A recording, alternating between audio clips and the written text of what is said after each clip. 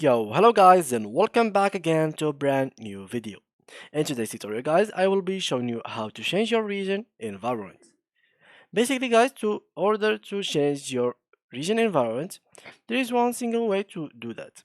But first, as you can see here, if you want to my Rise game, so I will launch it and then I went to settings, you will notice that League of Legends, when you see this current patch line, you will notice that there is live EU West. Instead, if you want to Valorant, there is nothing like so. Because League of Legends, you are actually in a region. And you can't really change the region unless like you create a new account and you pay some RP if you have like already an account and you want to change it without creating a new one. Or you can just go and talk to the support. But in Valorant, you can actually change that through the game itself. So first of all, go ahead and launch your game. So here we go, launch the game. Let me just close this real quick. And it is pretty much simple.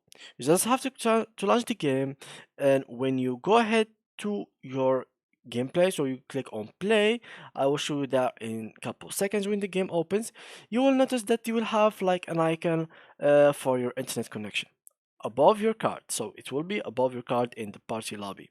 So basically what you'll have to do is hover onto it, and I will show you that in a moment. So let me just open the game.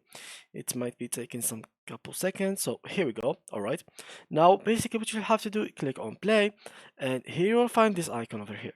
Basically, if you want to play in whatever region you have in mind, you can just hover on this, and then, for example, I'm now on Frankfurt. I will change it to Tokyo, and I will start playing on the Asian region.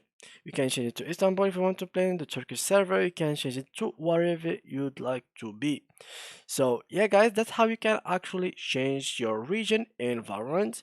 There is no other ways to actually change it. So thank you guys for watching. I hope you learned something from this video. Leave your comments or questions down below in the comment section, and see ya in the next tutorial.